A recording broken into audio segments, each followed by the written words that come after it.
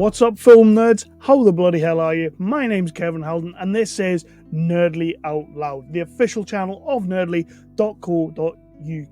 your favourite British home for all of your news, reviews, and exclusive interviews. We like to cover everything from the big budget to the low budget to the no budget. A quick shout out, please do go to the website and check out all the reviews. We've got loads of contributors on there who watch all the things you probably don't want to, so we can give you the rundown of how that movie is. Please do go over there. And also, hit that like, hit that subscribe, and ding that notification bell. It will tell you whenever I drop an episode, and trust me, you need those kind of notifications in your life.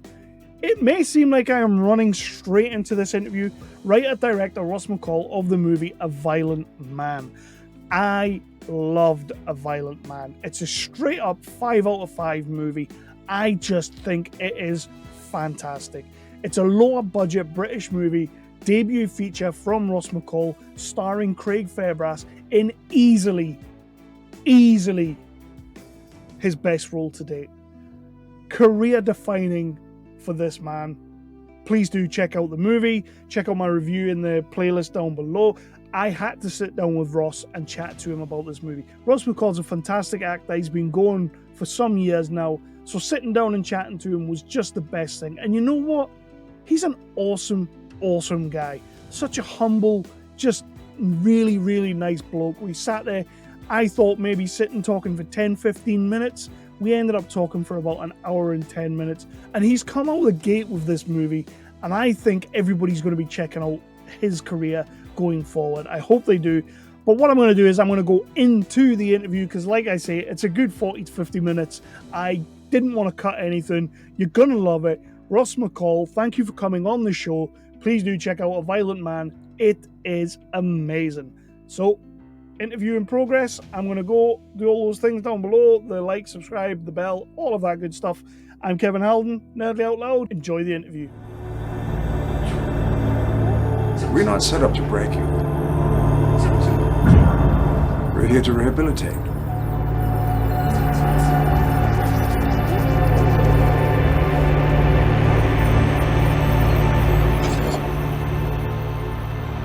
How long did I give you?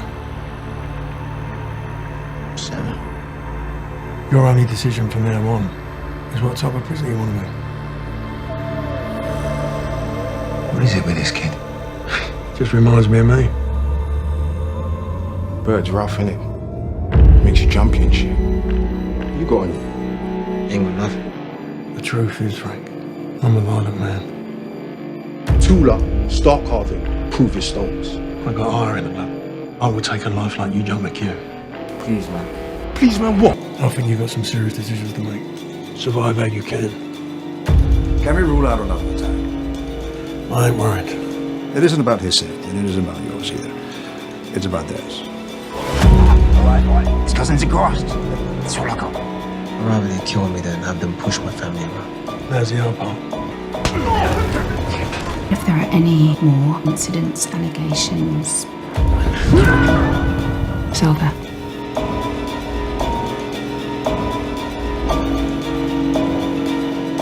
Don't, mate, don't.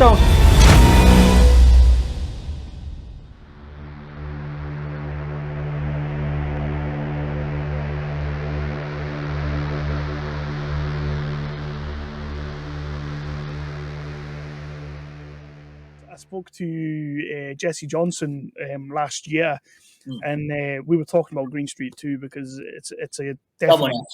Someone had to. Hey, man, it's a guilty pleasure of mine, to be honest with you. I actually enjoy that movie, and talking to him was great. And we were talking about you, and he kind of said to us, he's like, "You just watch out for Ross McCall." He's like, he's got something brewing, and he's going to drop something, and the world's going to be a little bit in awe of what this man has to offer. Wow, that's very kind. Very, very kind.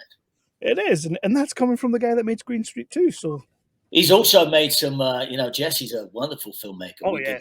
We've done 2 projects together. We did Green Street, and that's how we met, actually, because I was attached to star in it, and because it was shooting in California, we wanted as many Brits around as possible, so Jess was, like, arguably the go-to guy for that. And then he called me a couple of years. I mean, we've been friends since then, but he called me a couple of years later and he said, I think he was working on Spider-Man in New York. And he's a wonderful, stunt director as well, Jesse.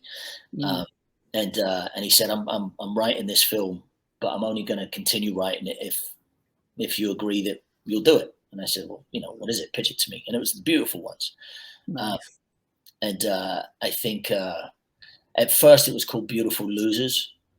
And I just said to him, I don't know, the title didn't resonate with me. And so we talked a little bit about it and it became The Beautiful Ones. And he went off and he wrote it. And we had such great time shooting that film.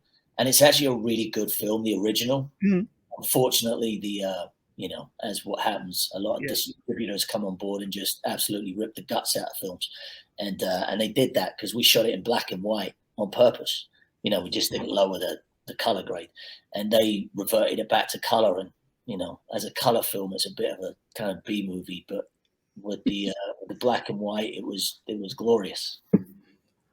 That must be pretty awesome though when you've got a director like that. Well, any director that comes around to you and says, you know what, man, I'm writing a script, but unless you're in, I'm out. Yeah, I mean, listen, and there's various degrees of that. I'm sure Brad Pitt gets those conversations that are much bigger. I think we shot Beautiful Ones for probably $500,000. It really wasn't a lot of money at all. But we had a grand time doing it, and I think that was probably the first film I got a producer credit on because, I helped bring in the cast. So, tonight on Nerdly Out Loud, your favorite YouTube channel ever, we are sitting talking to Ross McCall, a director and actor that I've been dying to speak to for a wee while now. Ross is someone that you know this guy. You've seen him in tons of stuff. He's been all over your TV screens in the likes of Band of Brothers and Green Street and HBO's Succession. Upcoming Godfather making of series The Offer. I see you've been playing around in that little sand pit recently. But of course, as is a running theme with this show and having Brit actors on, you were also in 3 episodes of The Bill, my man. And probably, let me just clarify, when you're in 3 episodes of The Bill, it wasn't a reoccurring role. I played 3 different characters in The Bill. 3? Oh. But they were probably, realistically, if you watch it closely, they're all pretty much the same guy. It's something that I always like to bring up when we're talking to the Brit guys, because let's be honest, if you haven't done The Bill, EastEnders, or Corrie, you've not really acted, and you got The Bill down pat. So that was something I saw, and I was like, yes. The Bill was the move, man. That was like absolutely the first detective show. It's sort of like when you're in the States, people end up doing like CSI or NCIS or whatever, incarnation that comes in. But those are the shows that everybody, get Law and Order. That's what you get your stamp of approval from. And in the UK, it's The Bill, or Holby City, I think was the other one. Yeah, Holby's the other one, but we don't like Holby. Holby. The Bill was the boy. But you were in it, so you cut your teeth there, you made your bones there, and you've been working. Hang up my hat now. You've been working consistently ever since. Obviously, with the way things have been over the last couple of years and the current climate and everything like that. How are you doing, man? You keeping safe? Everything okay? Thanks for asking. Yeah, really good. Actually had a very decent quarantine. It's been life-changing for everybody. There's been ups, downs, and, you get through it and you survive it. And, everybody's healthy, so in good state. We're going to get into A Violent Man in a minute, a movie that I'm dying to talk about. Anybody who's seen the channel and saw my review, they know I'm dying to talk to you about this movie. But I want to touch on a couple of little bits and pieces first. First of all, for people who maybe aren't fully aware of yourself and your career and everything, let people know how you got into this acting game and, more importantly, why the hell you would do it. Yeah, big question. Why would you get involved in the entertainment world? I fell into it as a kid. I was a little bit of a troublemaker, a good troublemaker. I always used to say that. I was a good, bad kid. I would be a little mischievous, but nothing that was, unlawful or wrongdoing to anybody else. But I was mischievous. And detention just wasn't working. I'd go to detention and, I'm talking about the age of probably 9, 10. And I was just more interested in, making the girls laugh. That was it. Oh, yeah. And then the head teacher sort of quite rightly had enough of me not learning a lesson. And so my punishment, my deterrent was they were going to put me in the school choir, which to me just sounded like hell on earth. And I was like, this is dreadful. You know, I don't want to be kicking around with the choir kids. And then once I was there, I don't know, I sort of realized it wasn't like a groundbreaking thing, but I realized I could hold a tune, I could sing. And the teachers picked up on this. There was a play that the kids were doing, you know, for all the local schools and parents and all this kind of crap. And they put me in this show, you know, and I was playing the lead. And so all of a sudden I had to stand up on stage and perform in front of a couple of hundred people a night. And I used to stand there and just stare up and do the whole thing, just looking up. So I didn't want to look out at the audience, but we realized I had something, I guess. And then, back in the UK, plays or shows before they went into the West End, they would end up doing the tours around all the big theatres around the country to warm up. And if there were kids in those shows, they'd usually go to the schools and cherry pick the kids to come and play for 2 weeks in a professional show. So I ended up doing that, put it to bed, continued playing football, continued being mischievous. And then my parents got a call months later from the producers of that said show, and they said, look, we remember your kid. We're trying to we're trying to cast a new actors in the leads of the show. Would he come up? So I ended up going up to London, auditioning, then went on tour with this big show. That then took me into the West End, and I did a lot of theatre until I was about 13, 14. Then I started doing little drips and drabs of TV. Then I ended up on my first film set. And when I was on my first film set, most actors will say their buzz comes from theatre. But my buzz came from a camera and lights, and, you know, the fact that I could recreate in my head the films that I was a fan of. And I was just a massive fan of cinema as a kid, massive. Like in those troublesome times in my teens when my pals were going out and causing some trouble, I would sneak off to the local cinema, and I realized I could get through a crack in the wall between the betting shop and the cinema, and I could shimmy up the drain pipe. I could get to the roof of the cinema, and it was a shed, and it was unlocked. And I'd go in this shed, and there would be these floorboards and sawdust on the floor, and there were these hot light bulbs in the floor. And I picked up the light bulb and took it out, and I realized that these were the little lights that were in the ceiling of the cinema. That, you know, and so I would put the bulb to one side, and I'd lay down and I'd watch the film through the hole. So it was very like my cinema paradiso moment as a kid. And I used to watch movies like that a lot. And then I would be working in shows in London and have to get the train home late at night. You know, it was a lonely existence because back then, I mean, I was still living with my parents, but they were in bed. So I'd get home, you know, at midnight, 1 o'clock in the morning, and I'd be wide awake. So I'd been on stage all night, and I would just spend all my money on film. I would just buy movies. And so I'd go home and just watch, you know, The Untouchables or Goodfellas, or, you know, I mean, it was definitely a common theme, you know, Boys in the Hood, whatever it was. There were films that I was really, you know, gearing up for. And then I started extending that a little bit, and I started getting into like French cinema when I was like 16, you know. And so I was just a movie addict. Long story short, that was it. You see, you kind of fell into it, but was there one movie that you saw and you were like, I just want to do that? Yeah, there was two. I went to see Indiana Jones and the Temple of Doom. And I remember coming out of that literally believing I was Indiana Jones. Like, no question. And I was 13, you know, or 12 or whatever it was. But I remember going home and, you know, wanting, like I was saying to my brother, you know, saying, come on, let's play Indiana Jones. And he was like, no, he wasn't into it at all. And I thought it was the coolest thing I'd ever seen. And then the second movie, where I always say it just flipped my whole world inside out in a beautiful way, was I was doing a show, and I think I was on tour. So I was up in Edinburgh, and I was 14. And my chaperone, I had the night off because I used to rotate the kids, you know, to go and do these shows. And my chaperone was a big Scorsese fan, and I didn't know who Martin Scorsese was at this point, but she was trying to tell me about Last Temptation of Christ. She talked to me about Taxi Driver and Mean Streets, and so I started looking up these films. And she said, there's a film out now, but it's 18, So we're going to go. I mean, great chaperone. She's, don't worry, I'm just going to buy the tickets. And I'm nervous. I'm like, I'm 14. They're gonna punt me out of this place, for trying to get into an 18 movie.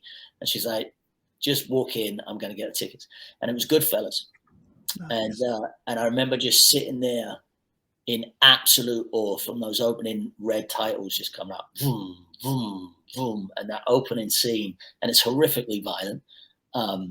But I remember watching it and going, I've never seen anything like this. I've never seen anything so visceral and so jaw-droppingly courageous on film.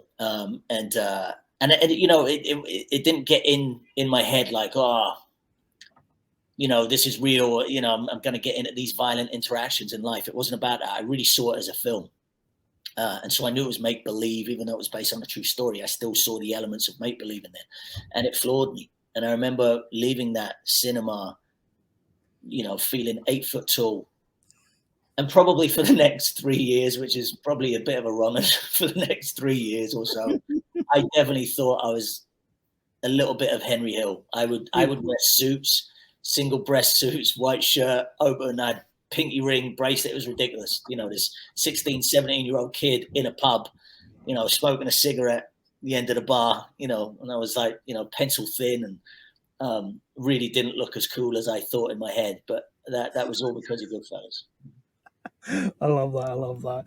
And along comes, Band of Brothers, which was a massive show with, untold amounts of talent and everything. And how much of an impact has Band of Brothers in your career going forward had on the way you've progressed through your career? Well, I mean, look, first and foremost, it still is arguably one of the biggest TV shows ever. Yeah. And so it opened a lot of doors in many ways. I was very lucky. A lot of people come out to Los Angeles or to America and, really have to, couch surf and stay in shitty motels and do the thing. I was very lucky. I had 10 best friends who had guest rooms, I had, people with spare cars or whatever it was, So I was very lucky to come out here. I had a bit of a jump, and also doors were open because I just worked with Tom Hanks and Steven Spielberg. It was interesting, but it wasn't a guaranteed pass because I think with something like Band, even though there's probably 10 of us that you would call the lead guys, there's still 200 fellas that was somewhat part of the show. And if they'd come in and shot one episode, they all then went to America and said, I'm in Band of Brothers. And all of a sudden they were getting a lot of opportunities. And I think we were all a bit like, we're still working on this show, but it did open doors. And it just came with a little mark of respect. But yeah, the thing that used to drive me nuts is people used to say, oh, everyone was in that, and you're like, were they? I mean, I think 10 people were sort of the poppers. And there were a lot of peripheral roles. But, I guess you could say everyone was in that in the same sense, like everybody's in Harry Potter, but right.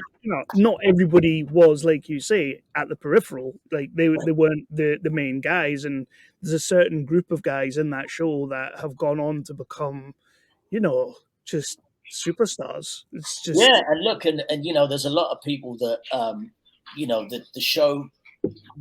I wouldn't say the show launched them, but it definitely gave them a badge of honor. And I mean, you look at Fassbender. Mike's become like arguably a massive movie star now. And in Band he was there the entire time. And I know it hurt him because he didn't get a lot of screen time. You look at McAvoy came in and just did something, but James had already been doing like some real good solid work in the UK. Hardy was another one. Band was, one of Tom's first jobs. And even he went through peaks and troughs, even after Band, even after the Star Trek thing, it sort of went down from a little bit and Bronson brought it back up. But, at the beginning it was, Schwimmer was high off of Friends, and that was probably the only like big name value. Everyone else was a solid working actor. Yeah. So everybody in the industry knew of of each of the guys, but you know, for the fan base itself, David was probably the one big face that you'd recognize. And how did you find the accent right the way through? I know us Brits are amazing at doing American accents anyway, but how did that feel for, you know, you got a bunch of guys in there who are predominantly British all doing American accents? Like, how was that? Well, I mean, for me, it was, you know, it goes back to my days of watching American cinema through the light bulb. I had perfected an accent very easily. You know, it wasn't, you know, I'd also done a big Neil Simon play. Neil Simon's a very famous American New York playwright, you know, and I did one of his plays in the West End for a year where I was playing a kid from Yonkers. So it was already sort of in me. And when band came up, it was, a lot of people talk about it, you know, you don't want to say that you were a method actor in the sense of people had read a book about being a method actor, but you know, the accent sort of stayed with most of us, not everybody. There was a lot of Brits who would drop the accent because I think they were finding it tough, you know, but there was a lot of people that it just sort of, it made sense just to sort of stick around that voice and that MO. And so for a good, you know, 18 months of my life, I was 100%, you know, an easy company soldier. And I was definitely from America. And I don't know why, I've just always had a bit of an American swagger to me anyway. But I think that's because of film. I truly believe it, you know. Look, I was a kid in my first studio apartment, you know. I mean, I left home very early, then went back home, all to do with work. I was at my parents' house at 14 till I was like 16, then I was back for like a year, then I left again, you know. And even in my first places, my bookshelf was full of scripts. I would go and buy scripts from the bookstore, you know. So there were all the Tarantino movies or Scorsese movies or, you know, One Flew Over the Cuckoo's Nest, and I would have the posters, you know. I was that kid. I definitely had. It's safe to say you've been consistently grafting and acting away for a good long while, and along comes A Violent Man. I want to talk about your directorial now. This is your directorial debut feature. It's a bloody hell of, I'm trying not to swear, but it's a hell of a way to come out the gate for your first feature. Where did A Violent Man come from? Good question. So all right, it's sort of like a two-pronged answer. One is I've always had a fascination with the prison system. Now, I hope it's just a fascination and it's not a manifestation. But I've always I've loved movies that are prison based, but older movies. You know, Papillon, the original, Cool Hand Luke, which, you know, I have a poster here. You know, even like Shawshank. You know, and then I started watching Bronson start up. I started seeing these British films, and as wonderful as they are, I'm not knocking them in any stretch, but to me, they all seem very slightly Hollywood or slightly cliched. Now, you know, it's hard to stay away from cliches. Even A Violent Man has some cliches in there. You know, it's like, it's hard to stay away from some of that. But I wanted to really depict what it would be like to be banged up, to be in prison without all the usual stuff, without all the, you know, the shower stall shankings or the, you know, the boiling water in the face. And, you know, as brutal as that is, we've seen it and we've done it. And so I'd been researching documentaries for years. I came across one documentary about an American prisoner who was a notorious killer, but he had this likability about him, which I found fascinating. And I was like, that's so interesting to me that there are people out there that you can have compassion towards, that perhaps, you know, on face value are people you don't want to be anywhere near. The second part of that answer is the film that I wrote before this was called About Us. And About Us was ultimately about love, and a very, you know, deeply upsetting form of love. You know, if you ever watch About Us and you watch A Violent Man, tonally they're very similar. You can tell that I've had a flavor with both of them. And I didn't direct About Us. That was Stefan Schwartz, but I wrote it and I starred in it. And once I'd finished that script, before we started shooting it, once I'd finished that script, I was like, okay, well, I've done this thing about quintessentially about love. Could I do something about the polar opposite? And so A Violent Man was originally called Aya, and About Us was originally called Us. So I like the idea of just one word titles. And of course, you know, studios and distributors come in and weave their little magic wand, and all of a sudden you end up with different titles. Such is their prerogative. But so that was it. I was like, could I? And About Us was I purposely put myself in a corner and wrote a film about 3 people. I said, could I make a 90-minute film just about 3 people? And that was my challenge. And then on A Violent Man, my challenge was, could I make a film set in the cell without the camera leaving the cell? And so that was my second thought. And yeah, I mean, I've spoken to some of the other folks on the film, because, like, you know, there was all these talks about, you know, the thought of the one room thing came, you know, that was a choice later, and it just wasn't. It was always in the script. You know, that was always my plan was, could I conceivably keep an audience trapped within the cell, and could I make a film that spans maybe 12 months and keep it interesting? This was the thing as well, because I read that you basically purposely built the cell so that you could sort of move bits and pieces out of the way, but then kind of just decided to sort of work around that. Is that right? And what was it like working within those constraints? I mean, your DOP must hate you. Well, so my whole thing about starting this film, and I said to the producers, I'm only going to do it if I cast it, and if I bring in certain crew members. Mm-hmm. And the crew members that were imperative to me was my DP and my AD, my assistant director. Stefan Kupik is a dear friend of mine. He's been a DP on 2 movies that I've starred in, and we've just been buddies for years and years. And I went to him on this and I said, look, this is my first go at this. I want you, because I know that any crazy lunatic idea that I'm going to have, I know that you'll go for it. And he does. And he goes, yeah, I love all that. And vice versa. He'd come up with a few little crazy things, and I'd think about it, and I'd go, yeah, all right, let's try it. And then we would, and it was great. But I warned him, you know, I said, look, this is going to be this is how I want it to look. This is how I want the style to be. I'm going to keep movement very limited, which is a nightmare for DPs. I wanted a lot of half-screen stuff. I knew I wanted to be on the back of somebody's head and somebody else just be out of focus, or I wanted to have half the screen black and, you know, and reflections. And so I had all these wacky ideas that either the studio would talk you out of, or a DP would say, yeah, but we need to move and we need to. And I was like, we didn't really use many gliders. We kept it pretty static. I didn't want to go handheld often either, because again, I've just seen that in prison, and what I wanted Roma. Now, whether people love that movie or not, I didn't actually love the movie, but I thought it was beautifully shot, and it was very static. And so to me, I was like, it's so harsh on the page what we're going to do, and the performances we're going to drag out of these actors are going to be so real and painful to watch and hard to watch, that I want the rest of it to look cinematically beautiful. Yeah, I want it to look stunning.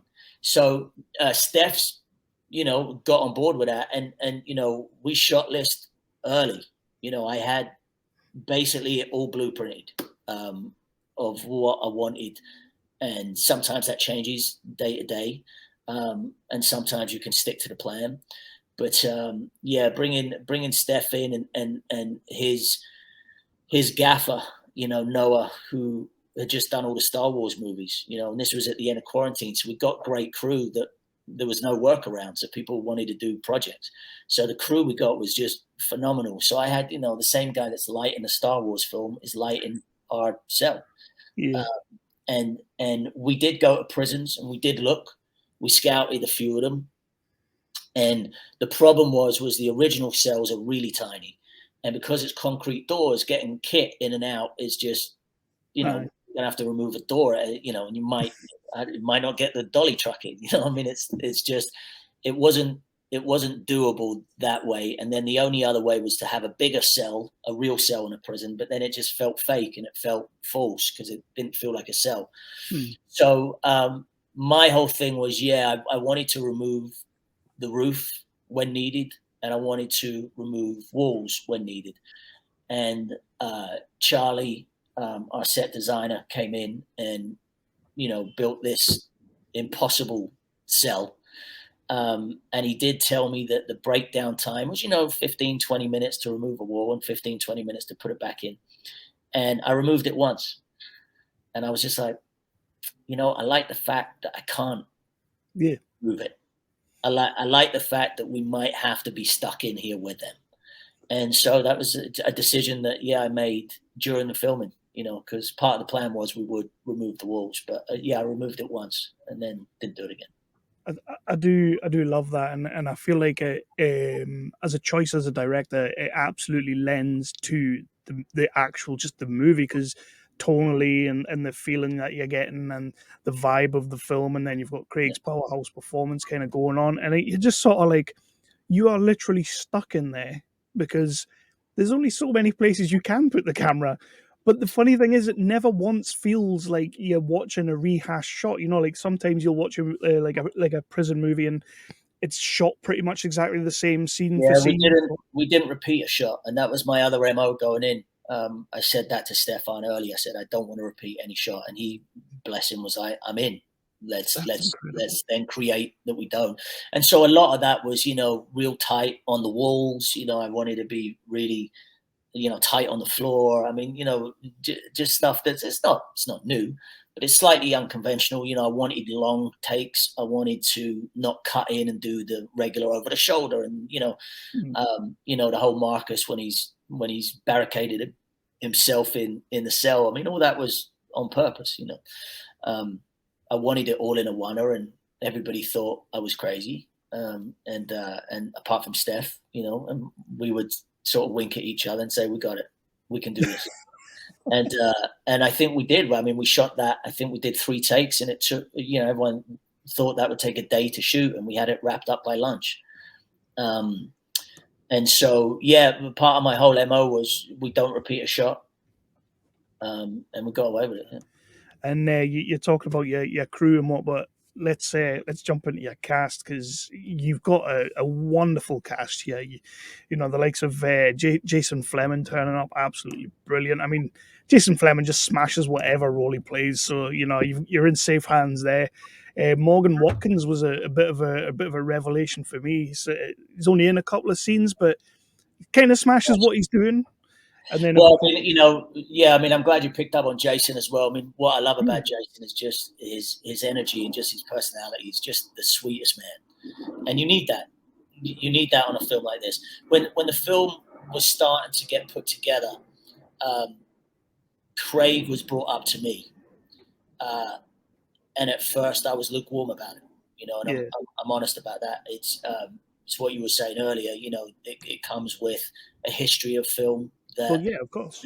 That wasn't my taste. It just wasn't my taste. But I then went off and I watched Muscle and I watched Villain at the recommendation. And after that, I was like, yes, this is a no-brainer. I mean, he has to trust me, because I'm going to take him away from the stuff that he normally does. And that's hard. An actor taking direction from an actor who's written the script is tough, because it can be looked at like, what? Well, why don't you play it? And so, it was a little bit of a dance to begin with. We actually got on the same page really quickly, Craig and I. And so my other thing was, and I said to him earlier, I said, look, this will change the course of your career if you trust me. Like, I'm probably going to piss you off. I'm probably going to step on your toes. I'm probably going to tell you not to do things that you normally do. That we all do. There's no knock on him. As actors, we all have gimmicks, that we pull out the bag that we know that work. I always do, touch my eyebrow, or I do some twitch there. I mean, we all have a bag of tricks that we use because it's our comfort zone and we know it works. But I actually did a film with Ulrich Thompson, who I cast as the governor. Yeah. Ulrich's a dear friend of mine, and I was the star in his directorial debut, and he was the one that stopped me doing my tricks. And I remember loving that, going, and it was really uncomfortable because at first I'm like, you know what, man, fuck you. This is what I do, and it's successful. I don't need it, you know. My ego got in the way, and once I let the ego go, he let me deliver, you know, one of my better performances. And so with that, that's what I had to convince Craig that I was going to do. And, you know, in the edit room, you sort of do change stuff too that helps the narrative. But also there was stuff that I was shooting that the actors were unaware of that I was shooting, which was good for me. You know, I'd roll when they didn't think I was rolling, and you know, I'd use reflection when they didn't know they were in the reflection, and that sort of served as well. And so my whole thing with the producers were, okay, if we're going to go that route, then I have to cast everybody that I know and want and whatnot. And so Morgan was an actor. You know, he taped for us. It was self-tape time for everybody, and then we got people to come in the room. But I remember Morgan sort of being, you know, it was between him and one other. But for me, off the bat, straight away, it was him. And people have actually turned around at me before and they've said, you cast him because he reminds you of you when you were a bit younger. I'm like, maybe.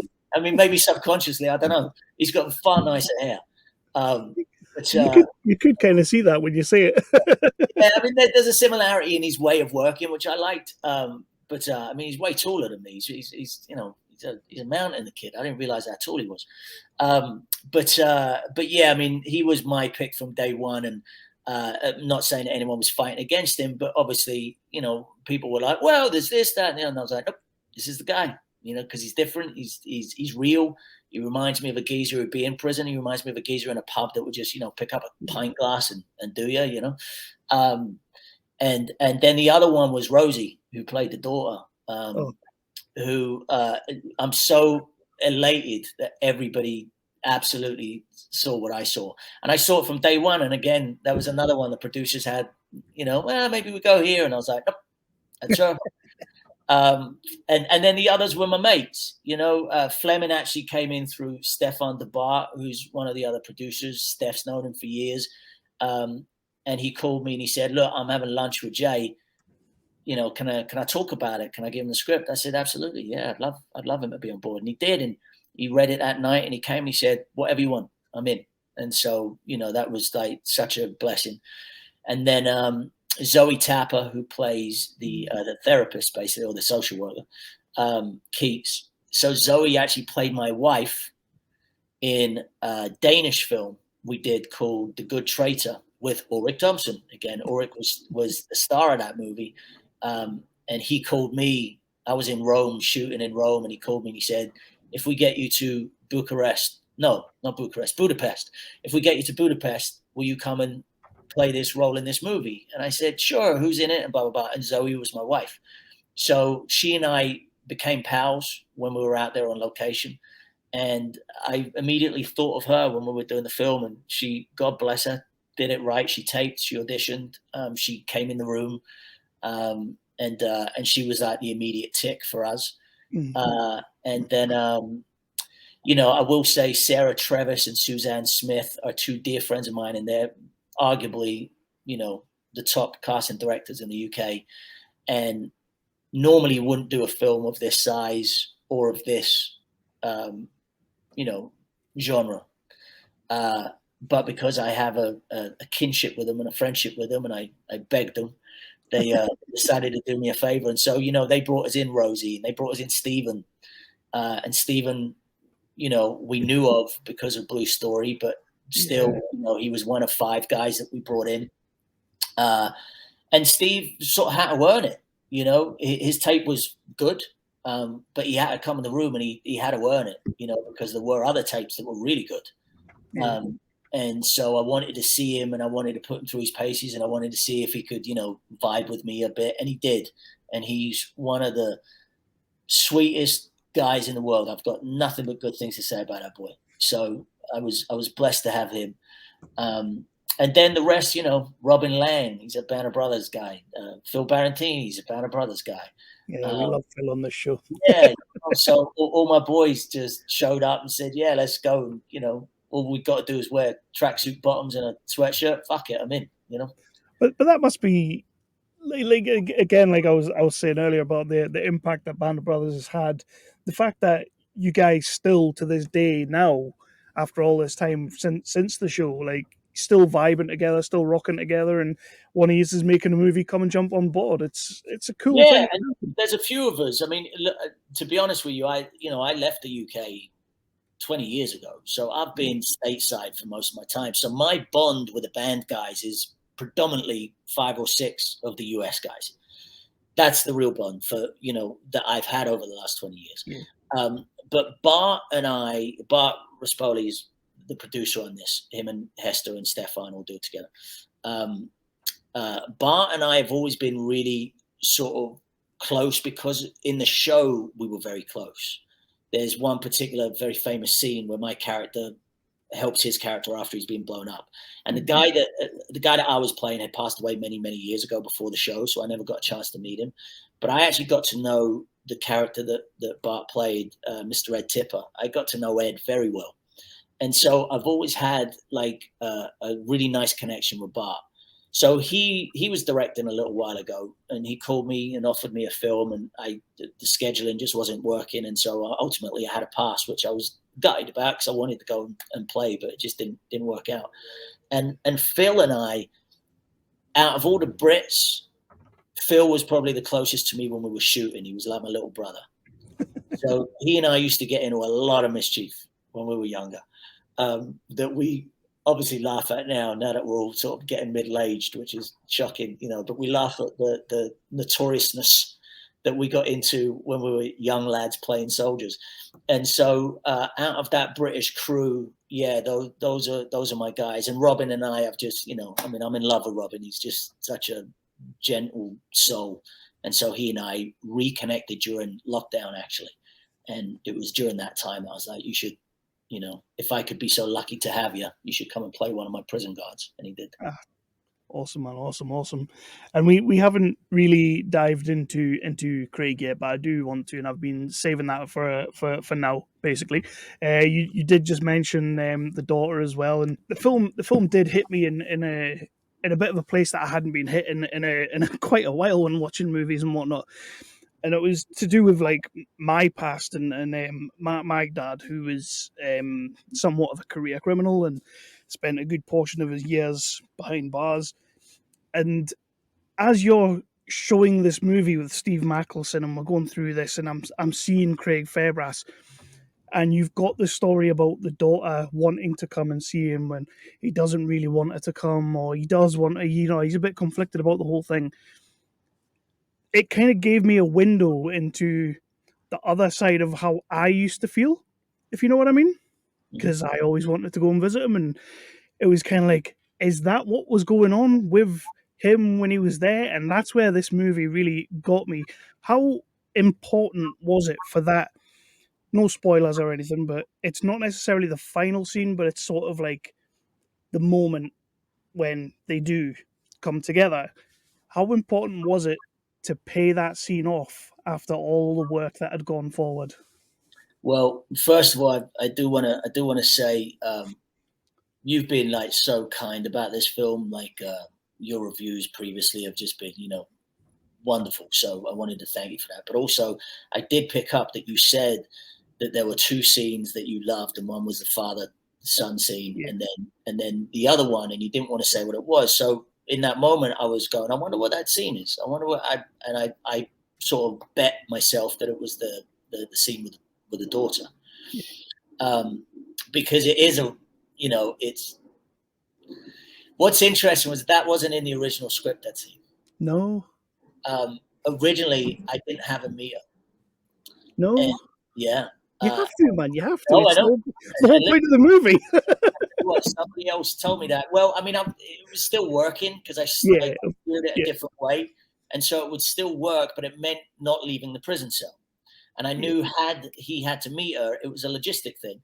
I had to leave the prison cell. So to me, I was like, okay, how do I get around it? And I worked it out. But yeah, I actually had two friends of mine who read the script, and they said, you got to meet her. I said, yeah, I'm leaning that way as well. But so I actually wrote that scene last. That was the last thing that I wrote, which was probably only about a couple of months before we started shooting. Yeah, I mean, you need it. You need it because you need to understand who he is. And I think the thing for me was, in most films, you have somebody who starts here and their arc goes up, and then they redeem themselves. Yeah. And for me, I was going, the reality of people, especially hardened lifers, the reality is that redeeming quality really doesn't always come through. Yeah. People are who they are. And I sort of, I needed to see that through her. And what Rosie does in that scene and what Craig does in that scene is just beautiful. And also, listen, I mean, the edit helps as well, because I didn't want to get too smushy with it. Yeah, no. And that's the fear. And when you're shooting, there were things at the end that were getting a little bit, and I was like, not, again, I don't want to give it away, but the final thing that he says to her is so heartbreaking. It's just, it just crushes you, because it's like, wow, this, and then that leads into the finale, So, I mean, again, I'm sort of shying away getting into it for those who haven't seen it. Definitely. I don't really want to dive too much into it, obviously, but it was more a case of like, you wrote this. This is your movie. You've sat and wrote this, and you've sat with it for a good long while, and obviously you wrote that final scene as you were coming to shooting and everything. And I said in my review that, like, when I look down the camera and I say, I know this scene, and I've been there and I've felt that situation, your writing in that moment, in that scene, is just, you're writing in that one scene between these two characters who, in any other movie, like you say, in any other movie, that is the redemption scene. And yeah, you kept it real and you punched me in the balls and it pissed me off, but I loved it because it's like, you know what? No film's really spoken to me the way this particular scene has. And that's what film for me is about. Yeah. And I don't know how much further that takes me. Hopefully it's for the rest of my life that I get to still make films where I can do that, where I can proverbially punch people in the nuts, because you're right. I mean, the fact that you can walk away and talk about a film is otherwise, what's the point?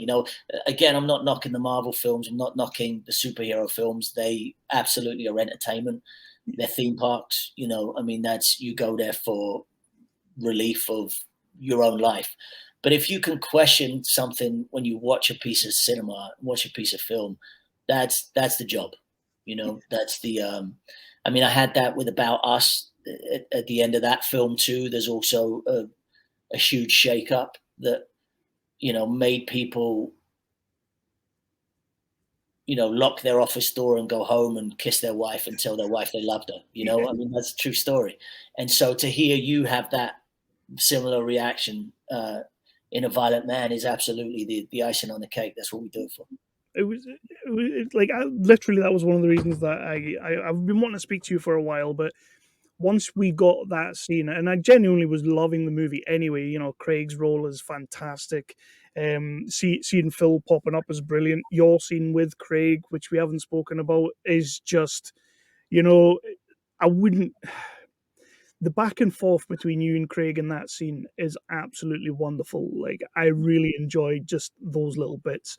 And then the popping up of young Hector, just seeing Hector again. Like, I spoke to Hector a couple of years back about a movie he was making. I mean, that kid's like 60 years old in a 10-year-old body, or however old he is now. But seeing him popping up, and I'm loving the movie.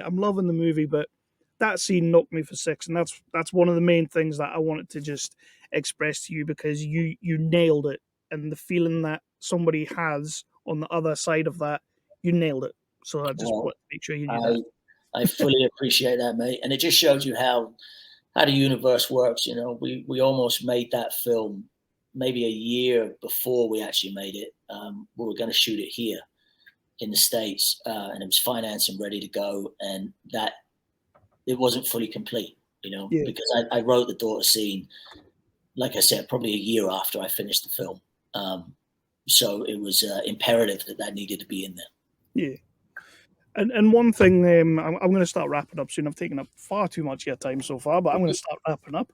But one thing that I did want to ask you about was it's causing a lot of conversation on the Twitter and a lot of conversation in my bloody comments on the review. I even sent you a screenshot of one of them.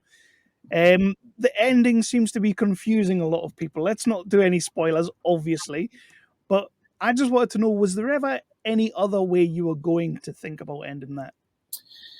Yes and no. I mean, there was a moment where we actually shot a different ending.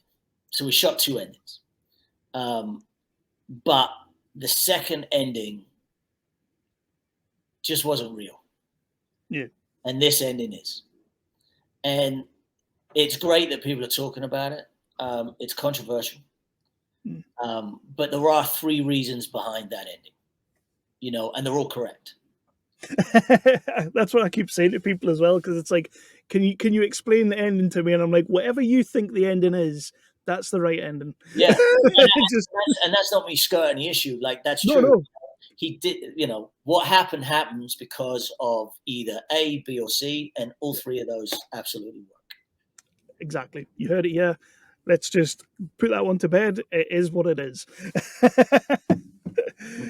So the response to the movie has been fantastic, and it was something that I saw coming a mile off. By the way, when I got to see the movie, when the guys sent it over to me, I just knew people were going to enjoy it, and I knew the rise of the foot soldier fans were going to be pissed off about this movie, but quietly love it, if you know what I mean. Like, because I get to see that Craig Fairbrass do something different, and I knew this film was going to do well when it came out, and it just needed people to see it. How has it been, the reaction for you, living with this movie, getting it made the way you did, and finally releasing it? How's the reaction been? Yeah, it's been phenomenal. I mean, I've said to people, look, the truth is, this film is the film that I wanted to make. Yeah. So, regardless, I walk away going, that's what I wanted to make. So, you know, I felt good about that. There wasn't even a concern. I mean, it's logical. We all knew that there is a certain crowd that follows not only the foot soldier movies, but even the Green Street crowd. You know, I mean, there's a crowd that's going, okay, this is what I want. And you know, at one point that was really the reason behind the title change too, which I fought against, because I said I think an audience is cleverer than we allow them to be. And what's actually happened is the people that we thought might have gone, oh, what is it? Oh, I was expecting a punch up in prison, a bunch of geezers sloshed. They've all come forward and gone, this is not what I was expecting, but by Lord, I loved it. Like I had no idea. And so that's wonderful. You know, it's wonderful that people are getting it. On the other side was, we also wanted to reach a crowd that would turn their eyes up at this, that would arguably look at the poster, look at the title, look at, you know, the frame of this and go, that looks a bit, here we go, prison, geezer film, you know, sort of highbrow. And that was who I actually wanted to get in front of. And you know, the Radio 5 guy summed it up perfectly. You know, he was like, I was not expecting to like this because of what it looked like on the tin. And I went in and it stuck with me, you know. And I've heard that a lot. People coming in going, this was not the film I was expecting, and I'm really glad I gave it a shot. So we sort of seem to be ticking both those boxes, which I'm just, I'm elated. Yeah, really, and very grateful that people are watching it. Listen, you know, movies are movies, and for me, it's, you know, it's escapism and it's whatnot. You know, I have a tendency to overwrite. I know that. You know, that's the actor inside of me. You know, somebody once said, "Yeah, you do love a monologue." I was like, There's "Yeah, nothing wrong with a monologue. Tell yeah, me. no, for sure." And look, if you're gonna have escapism for 90 minutes, you want to sit down. Most people will watch this on their TV or computer, because we only got limited theatrical. Yeah. Turn the motion, whatever it is, off your TV so it doesn't look like a video camera. And if you turn the motion, whatever it's called, I can't remember what it is, but it's like Motion Plus or something. You turn that off, you'll see the film for what it is, and it's an inside look at what this horrible place could really be. So I'm gonna let you go in a quick hot second, but first of all, what's next for Ross McCall? Are we getting a Violent Man 2? I don't think I'm big on sequels, but never say never. But no. I mean, you kind of live in this little sweet spot right now where technically, and I say like this movie could be kind of double packed with Villain if you wanted.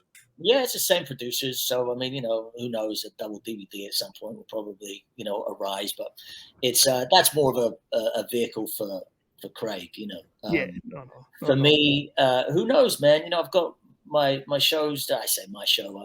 I pop in and out of a show called Suspicion on Apple, and that It's just a very good show. Yeah, it's fun. It's sort of it's an interesting show. You need to stick with it, like all of them. And I wrote one about love. I wrote one about self-hate. The next one I wrote is a comedy.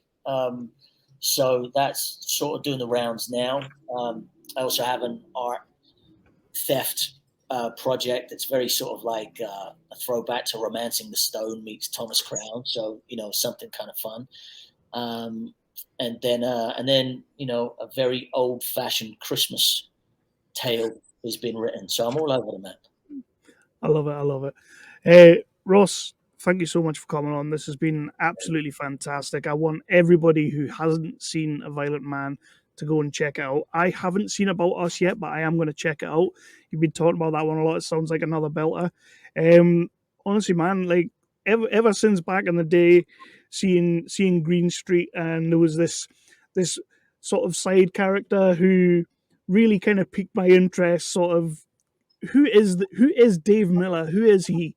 And then Green Street 2 came along and you were the leading guy. And I've been interested in what you've been doing. And obviously you've been popping up all over the place. And you're one of these actors that I've kept an eye on through your career and everything. And when I heard you were making a movie and you were directing your movie and A Violent Man came out, mate, you've smashed it. I absolutely think you're going places with the directing. Please do stick at that. And give us more monologues. Well, I fully appreciate your time and all your kind words. I really do. I don't take it for granted, so thank you.